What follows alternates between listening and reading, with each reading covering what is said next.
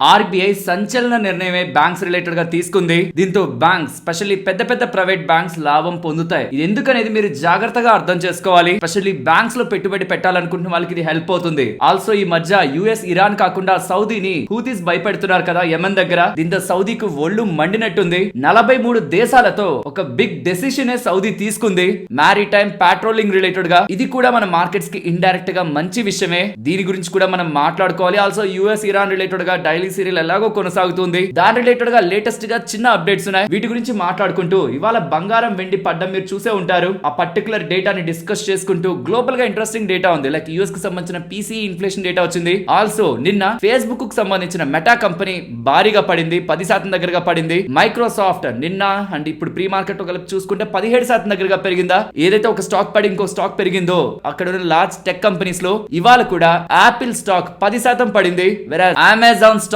14% దగ్గరగా పెరిగింది. వీటి గురించి మాట్లాడుకుందాం. ఇదే గ్లోబల్ డేటా దగ్గర ఇక్కడ చూడండి 18% దగ్గరగా ఒక కంట్రీకి సంబంధించిన ఇండెక్స్ పెరిగింది. KOSPI South Korea index semiconductors are related గా చిప్స్ తో most of the semiconductors కానీ ఎస్కే హైనిక్స్ కంపెనీ కానీ సామ్సంగ్ కానీ ఇవన్నీ పెరిగాయి. ఇండెక్స్ దేశానికి సంబంధించిన ఇండెక్స్ 18% పెరిగింది. అది మన ఐటీ కంపెనీస్ కి మంచిది కాదు. యాక్చువల్ గా నిన్న యుఎస్ లో ఉన్న ఐటీ కంపెనీస్ ఒక ఫాల్ చూస్తే ఇవాళ మన ఐటీ కంపెనీస్ అలానే పడతాయని చాలా మంది ఎక్స్పెక్ట్ చేస్తుంటారు. ఇవాళ మన ఐటీ కంపెనీస్ రిలేటెడ్ గా ఆ సివియర్ నెగిటివ్ రియాక్షన్ కనిపించలేదు. So IT companies recent times లో బాగానే రికవర్ అయ్యాయి. ఇప్పుడేమో మళ్ళీ AI and semi conductors related గా ర్యాలీ ఉంటుంది. ఇది ఐటీ కంపెనీస్ ఏ రకంగా ప్రభావితం చేస్తుంది దీని గురించి కూడా మాట్లాడుకుంటూ రీసెంట్ గా సెమీ కండక్టర్ ఏఐ రిలేటెడ్ గా యాంటీగా ప్లే అవుతుండేసరికి గ్లోబల్ గా 2 రోజుల్లో 6,000 కోట్ల దగ్గరగా ఎఫ్ఐఎస్ ఇండియన్ మార్కెట్ లో పెట్టుబడి పెట్టారు. మరి ఇప్పుడు ఏంటి 18% దగ్గరగా ఒకే రోజు ఇండెక్స్ పెరిగింది. స్టాక్స్ 20-30% దగ్గరగా పెరిగిపోయాయి. సెమీ కండక్టర్ ఏఐ రిలేటెడ్ గా రీసెంట్ గా పడుతున్నవి సడన్ రివర్సల్ తీసుకున్నాయి. ఇప్పుడు ఇవాళ ఎఫ్ఐఎస్ రిలేటెడ్ గా సెల్లింగ్ ఎలా ఉంది, గ్లోబల్ అండ్ ఇండియా రిలేటెడ్ గా ఇవాళ మార్కెట్ యాక్టివిటీ రిలేటెడ్ గా ఉంటున్న డేటాని డిస్కస్ చేసుకుంటూ మన మార్కెట్ అనాలిసిస్ ని ఎండ్ చేద్దాం. Hello friends, welcome to day trader Telugu.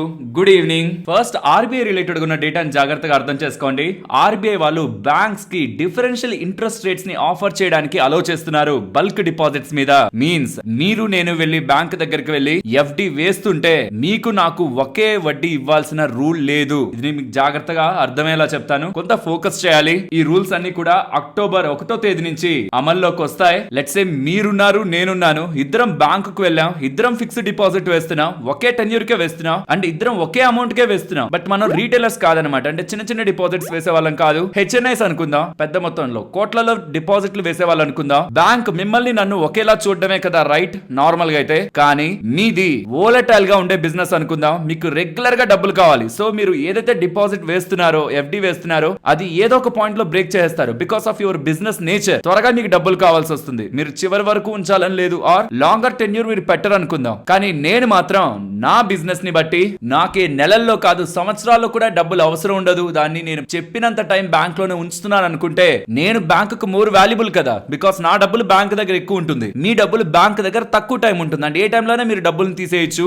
కాబట్టి ఎవరైతే ఎక్కువ టైం పీరియడ్ ఉంచుతారో వోలటైల్ గా వాళ్ళ డబ్బులు ఉండదు అనుకుంటారో వాళ్ళకి మార్కెట్ ఇంట్రెస్ట్ రేట్స్ కి మించి అబౌవ్ ఇంట్రెస్ట్ రేట్స్ ని ఆఫర్ చేయొచ్చు అని బ్యాంక్స్ కి ఆర్బీఐ వాళ్ళు చెప్తున్నారు. ఇది ఎందుకు నేను ఇంపార్టెంట్ అని చెప్పానంటే ఇక్కడ నుంచి కొంత time back HDFC bank related గా ఫుల్ గా నెగిటివ్ అయింది. ఏంటి MSRDC case, Maharashtra state road development corporation related గా ఉండాల్సిన దానికంటే అధికమైన వడ్డీ రేట్లని ఆఫర్ చేసేందుకు ప్రయత్నించారు. ఇది బ్యాంక్ ఎంప్లాయీస్ చేసిన పెద్ద తప్పు అనేలా మనకి ఓవరాల్ గా మార్కెట్ లో డిస్కషన్ జరిగిందా. ఇప్పుడు దాన్ని ఆర్బీఐ వాళ్ళు అఫీషియల్ చేస్తున్నారు. మీకెవరైనా ఎక్కువ కాలం మీ దగ్గర డబ్బులు పెడతారని మీకు అనిపిస్తే అందరికి ఇచ్చిన వడ్డీ రేటే మీరు ఇవ్వాల్సిన అవసరం లేదు, అధిక వడ్డీ రేట్లు ఇవ్వచ్చని ఆర్బీఐ ఇప్పుడు బ్యాంక్స్ కి చెప్తూ ఉండడం HDFC bank, ICICI bank, axis bank లాంటి ప్రైవేట్ లెండర్స్ కి డెఫినెట్ గా మంచి విషయమే. ఎందుకంటే based upon the liquidity nature వాళ్ళు చూసుకొని కొంతమందికి ఇప్పుడు ఎక్కువ వడ్డీ రేట్లు అఫీషియల్ గా ఇస్తారు. ఏ రీజన్ తో అయితే హెచ్డిఎఫ్సి బ్యాంక్ నెగిటివిటీని ఫేస్ చేసిందో ఇప్పుడు అది అఫీషియల్ అయిపోయింది ఆర్బీఐ సైడ్ నుంచి. కాబట్టే చెప్పాను ఇది చాలా మంచి విషయం బ్యాంక్స్ రిలేటెడ్ గా. మరి అంత మంచి విషయం అయితే ఇవాళ బ్యాంక్స్ ఏం పెద్దగా పెరిగాయి, పెద్దగా ఏం పెరగలేదు అంటే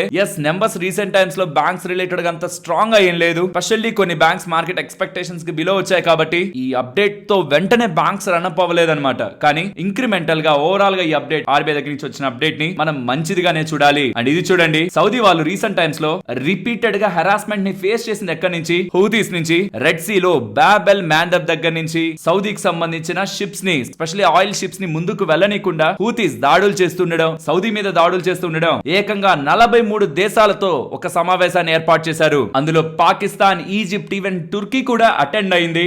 most most of the middle eastern countries అన్ని అటెండ్ అవ్వని రెండు దేశాలు ఒమెన్ అండ్ యుఏఈ. ఎందుకంటే ఒమెన్ ఇరాన్ రిలేటెడ్ గా డిస్కషన్స్ లో ఉంది. దట్ ఏదైనా డెసిషన్ వాళ్ళిద్దరూ తీసుకుంటారని ఇలా రీసెంట్ గా నేను మీకు చెప్పాను కదా, ఒమెన్ ముందుకు వస్తుంది ఇరాన్ రిలేటెడ్ గా డిస్కషన్స్ చేస్తుందని. కాబట్టి ఈ టైంలో సౌదీతో కలవకుండా వాళ్ళ సైడ్ నుంచి డిస్కషన్స్ చేద్దామని ఒమన్ వాళ్ళు, యుఏఈ వాళ్ళు సైలెంట్ గా ఉన్నట్లు కనిపిస్తుంది. కానీ సౌదీ మాత్రం ఇది అయ్యే పని కాదని 43 దేశాలతో కలిసి మనం పాట్రోలింగ్ చేసుకుందాం, మన సైడ్ నుంచి షిప్ వెళ్తున్నప్పుడు ఎవరైనా మన మీద దాడి చేస్తే మనమంతా కలిసి వాళ్ళ మీద తిరిగి దాడి చేయాలి, దానికి సంబంధించిన సైన్యాన్ని అన్ని కంట్రీస్ పంపించండి అని ప్రపోజల్ ని సౌదీ పెట్టింది. దానికి 14 కంట్రీస్ ఇంక్లూడింగ్ సౌదీ యాక్సెప్ట్ చేశాయి. 43 కంట్రీస్ తో డిస్కషన్ చేస్తే 14 కంట్రీస్ దానికి అంగీకరిస్తున్నాయి. మరి ఇప్పుడు హూతీస్ రిలేటెడ్ గా ఏదైనా అటాక్ జరిగితే ఈ 14 కంట్రీస్ వెళ్ళి దాడి చేస్తాయి. మోర్ మిలిటరీ పవర్ ఇప్పుడు మనకి బోత్ ఈ స్ట్రైట్ ఆఫ్ హార్మోస్ దగ్గర, ఈవెన్ ఈ బాబెల్ మ్యాందబ్ దగ్గర మనకు దొరుకుతున్నట్టు. బికాస్ ఈ రెండు సైడ్స్ నుంచే వెళ్ళనీకుండా, షిప్స్ ని వెళ్ళనీకుండా ఇటేమో ఇరాన్, ఇటేమో హూతీస్,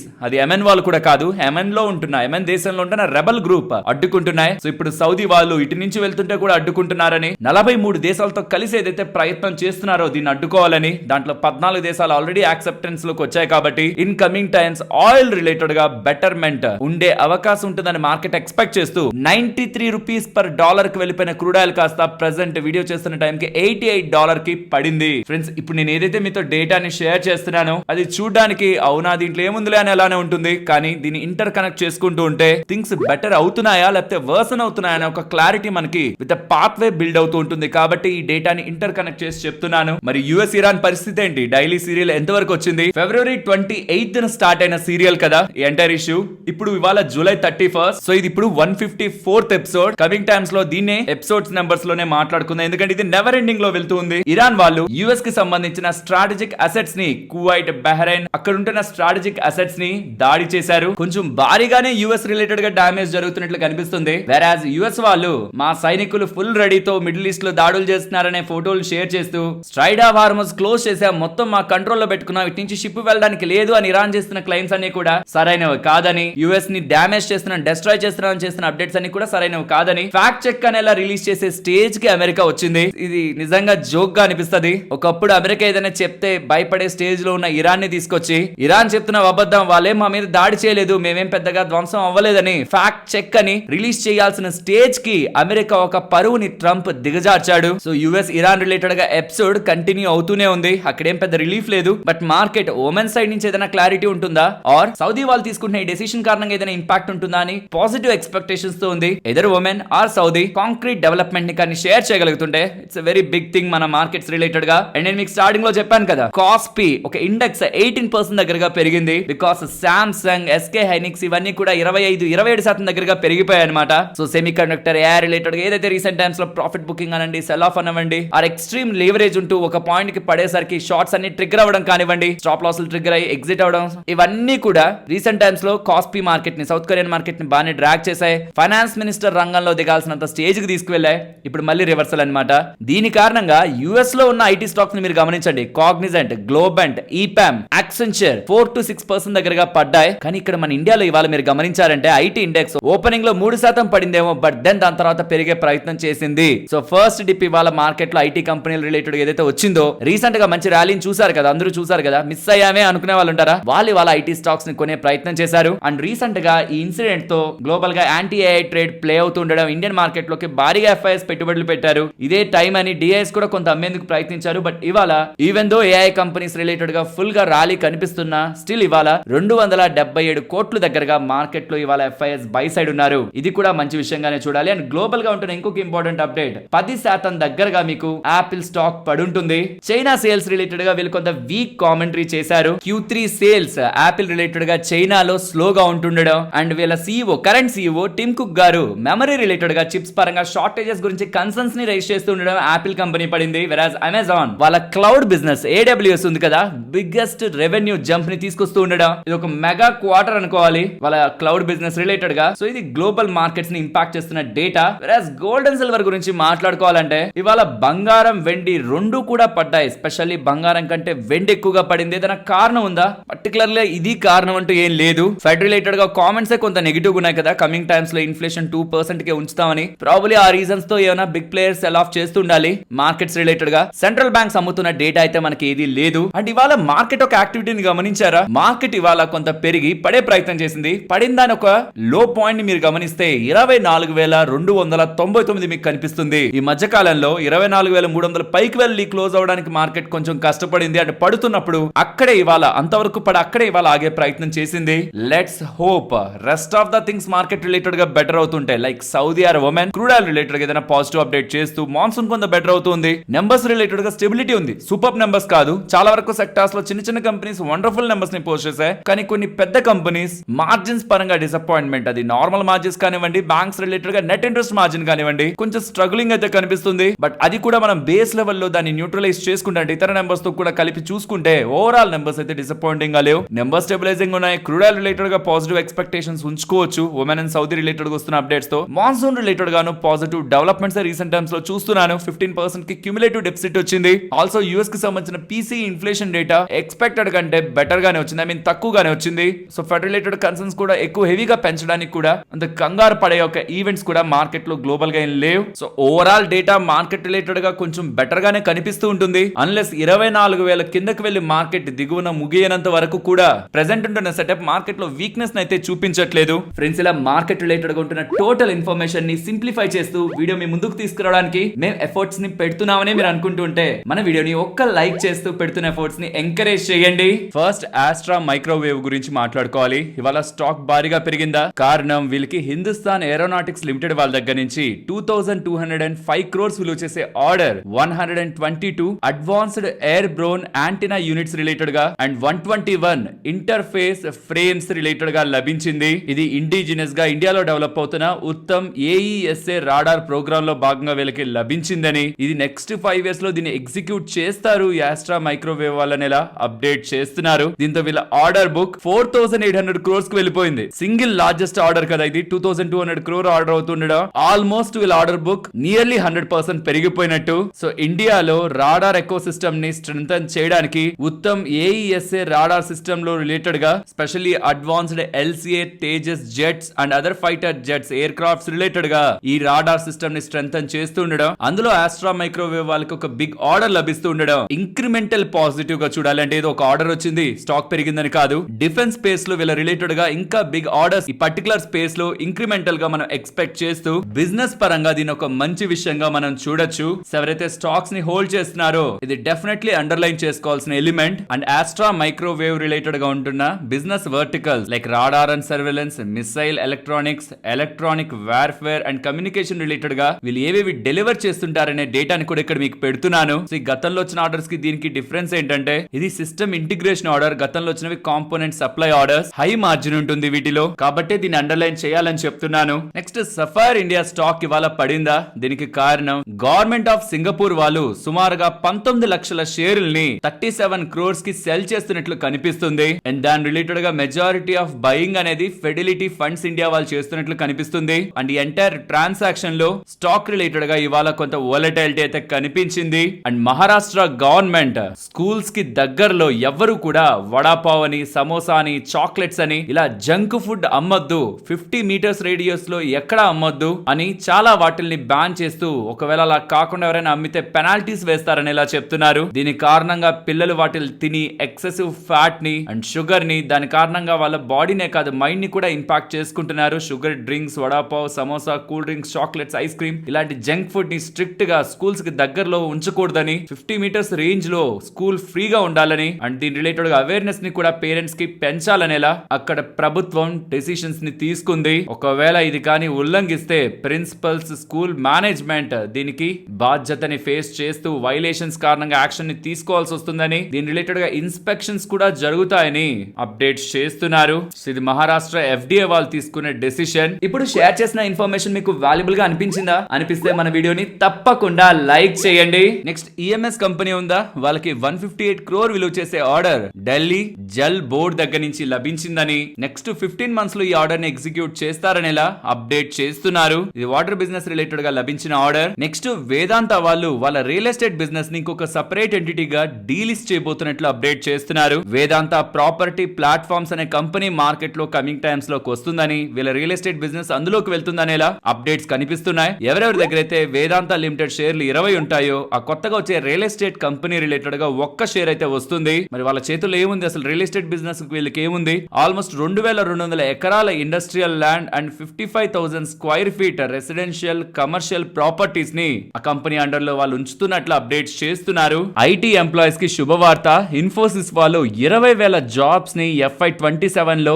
తీసుకోబోతున్నారని, ఏ కారణంగా స్లో డౌన్ ఏం అవ్వలేదనేలా అప్డేట్ చేస్తూ ఇన్ఫోసిస్ వాళ్ళు అప్డేట్ చేస్తున్నారు. స్ట్రాంగ్ గా ఫ్యూచర్ లో కూడా ఐటీ సర్వీసెస్ గ్రో అవుతుందని అండ్ ఏ రిలేటెడ్ గా ఎవరికైతే నేటివ్ టాలెంట్ ఉంటుందో వాటితో నెక్స్ట్ మేము గ్రో చేస్తామన్నట్టు ఆల్రెడీ 4,000 గ్రాడ్యుయేట్స్ ని ఫస్ట్ క్వార్టర్ ఆఫ్ ఈ ఫైనాన్షియల్ ఇయర్ లో రిక్రూట్ చేసినట్టు, అంటే ఈ ఏప్రిల్ మే జూన్ లో ఈ 3 నెలలకు కలిపి 4,000 మందిని రిక్రూట్ చేశారట. అండ్ నెక్స్ట్ కమింగ్ టైమ్స్ లో కూడా మొత్తానికి కలిపి 20,000 మంది కాలేజ్ గ్రాడ్యుయేట్స్ ని రిక్రూట్ చేస్తారని CEO సలీల్ పరీఖ్ చెప్తున్నారు. మరి వాళ్ళ ఎందుకు ఐటీ కంపెనీస్ పడ్డాయి, ఇది మంచి అప్డేటే కదా అంటే, ఫస్ట్ లో మీకు పడింది, తర్వాత ఐటీ రికవర్ అయింది. అండ్ ఇంకొక విషయం, గ్లోబల్ గా ఈ రీసెంట్ టైమ్స్ లో భారీగా పడ్డ semi conductor and chip related companies అన్ని కూడా ఓవర్ నైట్ లో బాగా పెరిగాయి. కాస్పీ ఇండెక్స్ రీసెంట్ టైమ్స్ లో ఎక్కువ పడిందా, 40-50% పడిందా, అది ఒకేసారి 15% పెరిగిందనమాట. జస్ట్ ఇమాజిన్, అది స్టాక్ కాదు, ఒక ఇండెక్స్. బట్ కేవలం అందులో రెండు కంపెనీలు, SK హైనిక్స్ అండ్ సామ్సంగ్, ఈ రెండు కూడా ఎటు మూవ్ అయితే ఇండెక్స్ అటు మూవ్ అవుతుంది. అవి భారీగా పెరుగుతుండడం, కాస్పీ ఇండెక్స్ కూడా భారీగా పెరిగింది. అండ్ రీసెంట్ టైమ్స్ లో ఏ కారణంగా ఏ కంపెనీలు అయితే పడ్డాయో, చిప్స్ అండ్ AI రిలేటెడ్ గా వీక్నెస్ ఉంటుందని, వాటిలన్నిట్లో కూడా మంచి రికవరీ కనిపించింది. అండ్ అవి పడుతున్నప్పుడే కదా ఐటీ కంపెనీలు పెరిగాయి. సో ఇప్పుడు అవి పెరుగుతుండడం, ఇవాళ స్టార్టింగ్ లో కొంత ప్రెషర్ ఐటీ లోన్ అయింది, బట్ దెన్ మంచిగానే ఐటీలో కూడా మనకి రికవరీ కనిపించింది. ఆరియన్ ప్రో సొల్యూషన్స్ వాళ్ళకి 50 crore MMRDA order Mumbai metro line 5 AFC systems related గా లభించిందని అప్డేట్స్ కనిపిస్తూ ఉన్నాయి. AFC అంటే ఆటోమేటెడ్ ఫేర్ కలెక్షన్ ఉంటుంది కదా, ఆటోమేటిక్ గా డబ్బులు టికెట్ రిలేటెడ్ గా డబ్బులు కలెక్ట్ చేస్తుంటారు. దాని రిలేటెడ్ గా MMRDA అంటే Mumbai metropolitan region development authority, వాళ్ళ దగ్గర నుంచి వీళ్ళకి ఆర్డర్ లభించింది. ఆల్రెడీ ఎగ్జిస్టింగ్ గానే వీళ్ళు ముంబై మెట్రో రిలేటెడ్ గా లైన్స్ 4 and 4A రిలేటెడ్ గా ఈ AFC సిస్టమ్స్ ని బిజినెస్ లోకి అయితే తీసుకున్నారు. అండ్ ఇప్పుడు కొత్తగా లైన్ 5 రిలేటెడ్ గా కూడా AFC automated fair collection system related గా వర్క్ చేస్తారని అప్డేట్ చేస్తున్నారు. అండ్ రిఫెక్స్ వాళ్ళు ఉన్నారా, వాళ్ళకి 22.75 crore విలువ చేసే ట్రాన్స్పోర్టేషన్ కాంట్రాక్ట్ ఒక మహారత్న CPSE దగ్గర నుంచి లభించిందని, అంటే గవర్నమెంట్ కంపెనీ దగ్గర నుంచి, మహారత్న స్టేటస్ ఉంటున్న కంపెనీ దగ్గర నుంచి లభించింది అంటున్నారు. పేరైతే చెప్పట్లేదు, but order ash transportation related గా రోడ్ కన్స్ట్రక్షన్ సైట్స్ లో యాష్ ఒక రిక్వైర్మెంట్ ఉంటుందా, దాని ట్రాన్స్పోర్టేషన్ రిలేటెడ్ గా 12 months లో వీళ్ళు చేయబోతున్న బిజినెస్ ఆర్డర్ అనేలా అప్డేట్స్ అయితే చేశారు. నెక్స్ట్ BR గోయల్ ఇన్ఫ్రాస్ట్రక్చర్ గురించి మాట్లాడుకోవాలి. వీళ్ళకి 377.54 crore విలువ చేసే ఆర్డర్ ఉత్తర్ ప్రదేశ్ ఎక్స్ప్రెస్ వేస్ ఇండస్ట్రియల్ డెవలప్మెంట్ అథారిటీ UPEIDA వాళ్ళ దగ్గర నుంచి లభించిందని, ఇందులో భాగంగా వీళ్ళు టోల్ కలెక్షన్ చేస్తారు. అండ్ ఆ టోల్ ప్లాజాస్ రిలేటెడ్ గా ఆపరేషన్ అండ్ మెయింటెనెన్స్ వీళ్ళే చేస్తారు. నెక్స్ట్ 2 years పాటు చేస్తారని, ఆ తర్వాత 6 months పాటు కూడా ఎక్స్టెండ్ అయితే అవ్వచ్చనేలా అప్డేట్స్ కనిపిస్తూ ఉన్నాయి. GRSE వాళ్ళు ఉన్నారా, గార్డెన్ రీచ్ షిప్ బిల్డర్స్ వాళ్ళకి 1,032.7 crore విలువ చేసే ఆర్డర్ ONGC వాళ్ళ దగ్గర నుంచి 4 ప్లాట్ఫామ్ సప్లై వెజల్స్ రిలేటెడ్ గా లభించిందని, 48 months లో సుమారుగా 4 years లో ఈ ఎంటైర్ ఆర్డర్ ని వీళ్ళు కంప్లీట్ చేసుకుంటారనేలా గార్డెన్ రీచ్ షిప్ బిల్డర్స్ వాళ్ళు చెప్తున్నారు. నెక్స్ట్ విక్రాన్ ఇంజనీరింగ్ గురించి మాట్లాడుకోవాలి. వీళ్ళకి 121 crore విలువ చేసే ఆర్డర్ పవర్ గ్రిడ్ వాళ్ళ దగ్గర నుంచి లభించిందని, 400 kV GAS sub station extension related గా వీళ్ళకి ఆర్డర్ లభించినట్టు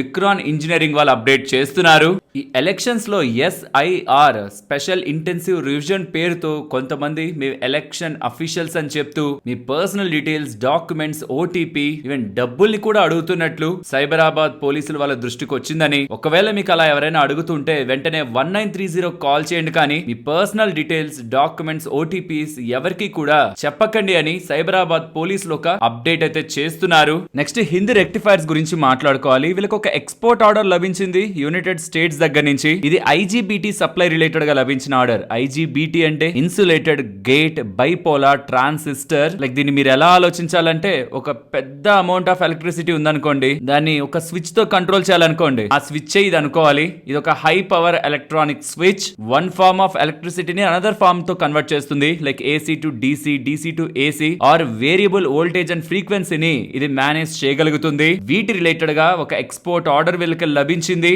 అది US కి అవుతుంది. ఉండడం, మంచి మార్జిన్స్ వీళ్ళకి మిగులుతాయి. నెక్స్ట్ నెంబర్స్ ని మాట్లాడుకుందాం. చాలా టైం తర్వాత బ్లూ డాట్ వాళ్ళు మంచి నెంబర్స్ ని పోస్ట్ చేస్తున్నారు. ఈవెన్ బ్లూ డాట్ అనే కాదు, ఈ డెలివరీ ప్లేయర్స్ మిగతా వాళ్ళు కూడా లైక్ షాడో ఫ్యాక్స్ వాళ్ళు కూడా సాలిడ్ నెంబర్స్ ని పోస్ట్ చేశారు. బ్లూ డాట్ నెంబర్స్ ని మీరు చూస్తే రెవెన్యూ 15% పెరుగుతుంది, బట్ ఇక్కడ అండర్లైన్ చేయాల్సిన main element margins. Shadowfax కూడా సేమే, మార్జిన్స్ ఇక్కడ 16% వస్తున్నాయి, లాస్ట్ టైం 14% ఉంటే దీంతో ప్రాఫిట్ 81% జంప్ అయింది. సో బ్లూ డాట్ నెంబర్స్ ఇవి. షాడో ఫ్యాక్స్ చూడండి, రెవెన్యూ 65%, మార్జిన్ ఎలివేట్ అవడం కారణంగా ప్రాఫిట్స్ 715% దగ్గరగా గ్రో అయింది. ఎస్, అదర్ ఇన్కమ్ వచ్చింది ఎక్కువగానే, బట్ వీళ్ళ ఓవరాల్ బిజినెస్ మెట్రిక్స్ కూడా స్ట్రాంగ్ గా ఎవాల్వ్ అవుతూ మార్కెట్ షేర్ ని గెయిన్ అయ్యారు. 8% దగ్గరగా మార్కెట్ షేర్ FY22 లో ఉంటే ఇప్పుడు 20 to 30% దగ్గరగా మార్కెట్ షేర్ ని వీళ్ళు కమాండ్ చేస్తున్నారు. నెంబర్ ఆఫ్ పిన్ కోడ్స్ కానీ, టచ్ పాయింట్స్ కానీ, డెలివరీ పార్ట్నర్స్ కానీ స్ట్రాంగ్ గా వీళ్ళు టైం టు టైం ఎవాల్వ్ చేసుకుంటూ వస్తున్నారు. It's good metric. Overall delivery players మాత్రం స్ట్రాంగ్ గా నెంబర్స్ ని పోస్ట్ చేస్తున్నారు. So not just revenue, profits, margins, ఇక్కడ మార్కెట్ షేర్ కూడా వీళ్ళు ఎవాల్వ్ చేసుకుంటున్న విధానాన్ని మనం అండర్లైన్ చేయాలి.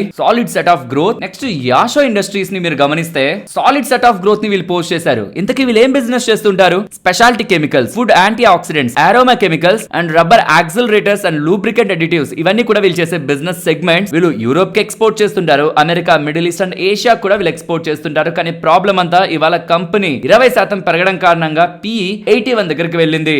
ROCE ఆల్మోస్ట్ 6 to 9 దగ్గరగా ఉంటుంది. అండ్ ఏప్రిల్ మార్చ్ అనుకుంటాను ఆల్మోస్ట్ 1000-1200 దగ్గరగా ఉంటున్న కంపెనీ కాస్త ఇప్పుడు 4000 రూపాయల దగ్గరికి వెళ్ళిపోయింది. సో చాలా షార్ట్ టైమ్ లో ఎక్కువ పెరిగింది. ఇవన్నీ ఎందుకు చెప్పానంటే నెంబర్స్ బాగున్నాయి, ఇవాళ స్టాక్ పెరిగింది, కానీ రీసెంట్ టైమ్స్ లో పరుగు కూడా అలానే ఉంది. కంపెనీ రిలేటెడ్ గా రెవెన్యూ 55% పెరుగుతూ మార్జిన్స్ 24% వస్తూ లాస్ట్ టైం అయితే 16% ఉంది. కాబట్టి ప్రాఫిట్స్ 9 టైమ్స్ దగ్గరగా 89% దగ్గరగా గ్రో అయ్యాయి. ఇక్కడ కూడా అంతే good numbers. Next EASF small finance bank వాళ్ళ నెంబర్స్ ని చూడండి. అడ్వాన్సెస్ కానీ, డిపాజిట్స్ కానీ స్ట్రాంగ్ గా గ్రో చేసుకుంటూ, కాసాని ఇంప్రూవ్ చేసుకుంటూ నెట్ ఇంట్రెస్ట్ మార్జిన్ ఎక్స్పాండ్ చేశారు. రీసెంట్ టైమ్స్ లో చాలా బ్యాంక్స్ లో మిస్ అవుతున్నది ఇది. 7.9% దగ్గరగా మెయింటైన్ చేయగలిగారు. కాస్ట్ ఆఫ్ డిపాజిట్స్ తగ్గుతున్నాయి, which is a good thing. And asset క్వాలిటీని ఇంప్రూవ్ చేసుకుంటూ ROA 1%, ROE 17.5% దగ్గరగా మెయింటైన్ చేస్తూ నెట్ ప్రాఫిట్ 80 crore దగ్గరగా ఇయర్ ఆన్ ఇయర్ లో ఇంప్రూవ్ స్ట్రాంగ్ గా చేసుకుంటూ ఆల్మోస్ట్ లాస్ లో ఉన్నారు లాస్ట్ టైం. ఈసారి ప్రాఫిట్ 80 crore దగ్గరగా పోస్ట్ చేస్తూ క్వార్టర్ ఆన్ క్వార్టర్ లో చూసారంటే 240% దగ్గరగా ప్రాఫిట్ లో jump. So overall market expectations ని ESF స్మాల్ ఫైనాన్స్ వాళ్ళు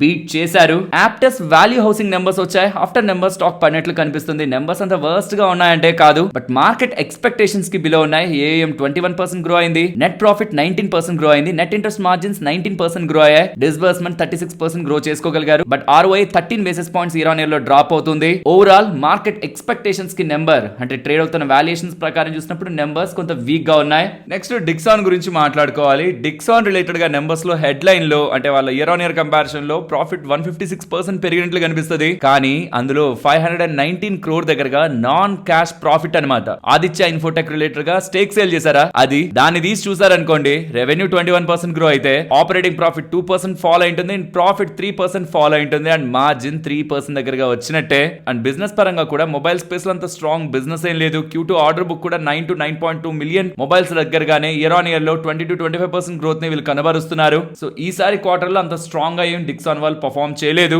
నెక్స్ట్ ITC రిజల్ట్స్ వచ్చాయి. ఫ్రెండ్స్ నెంబర్స్ వీక్ గానే ఉన్నాయి. ఇన్ఫాక్ట్ నెంబర్స్ వీక్ గా వస్తాయని మార్కెట్ ఎక్స్పెక్ట్ చేస్తున్నాయి. రీసెంట్ టైమ్స్ లో స్టాక్ ను కూడా ఏం పెద్ద పెంచలేదు కదా, స్టాక్ ను కూడా బానే పడేసింది. బట్ నెంబర్స్ లో వీక్నెస్ ఎక్కడ కనిపించింది? థ్యాంక్స్ టు గవర్నమెంట్ ఒక extra taxes on tobacco good impact ని తీసుకురాగలిగారు. మార్జిన్స్ పరంగా సేల్స్ ఏం తగ్గలేదు. మళ్ళీ అది ఇక్కడ చూడండి, సేల్స్ లో మాత్రం ఇయర్ ఆన్ ఇయర్ లో 81% దగ్గరగా గ్రోత్ మీకు కనిపిస్తుంది. ఒక్క అగ్రి బిజినెస్ లోనే ఇంపాక్ట్, రెస్ట్ అంతా బానే ఉన్నట్లు కనిపిస్తుంది. కానీ బాటమ్ లైన్ కి వచ్చేసరికి క్లియర్ గా మార్జిన్స్ లో ఇంపాక్ట్ అండ్ ప్రాఫిట్స్ 35% దగ్గరగా డ్రాప్ అవుతుండడం ఓవరాల్ నెంబర్స్ అయితే ఇంపాక్ట్ చేసింది ITC పరంగా. సో ఓవరాల్ నెంబర్స్ వీక్ గానే ఉన్నాయి. దానికి తగ్గట్టే స్టాక్ ప్రైస్ కూడా రీసెంట్ టైమ్స్ లో రియాక్ట్ అవుతుంది. బట్ ఫర్ మీ అంటే నాకైతే నేను అనుకున్న నెంబర్స్ కంటే కూడా నెంబర్స్ ఇంకొంత వీక్ గానే ఉన్నాయి. అర్బన్ కంపెనీ వాళ్ళ నెంబర్స్ ని మీరు గమనించారంటే revenue 43%, in fact 44% year on year లో గ్రో ఉంటుంది. బట్ ఆన్ బాటమ్ సైడ్ కి వచ్చారనుకోండి, ఎక్స్పెన్సెస్ పెరగడం కారణంగా గతంలో ప్రాఫిట్ 7 crore దగ్గరగా పోస్ట్ చేసిన వాళ్ళు ఈసారి 92 crore దగ్గరగా లాస్ ని పోస్ట్ చేశారు. క్వార్టర్ లో లాస్ తగ్గింది, కానీ ఇయర్ ఆన్ ఇయర్ లో లాస్ ఫ్రమ్ ద ప్రాఫిట్ వీళ్ళు రిపోర్ట్ చేస్తున్నారు. సో ఈసారి ఇయర్ ఆన్ ఇయర్ లో ఇంకా ఏమైనా ప్రాఫిట్ పోస్ట్ చేస్తారా అనుకుంటుంటే లేదు, మాది ఎక్స్పెన్సెస్ అండ్ మార్కెట్ షేర్ ని గెయిన్ అయ్యే ప్రాసెస్ లో లాస్ లోనే ఉన్నామనేలా 92 crore loss Urban Company report చేస్తుంది. సరే మరి నేను ఉండనా, మరొక ఇంట్రెస్టింగ్ వీడియోతో మళ్ళీ మీ ముందుకు వస్తాను. అంతవరకు టేక్ కేర్, జై హింద్.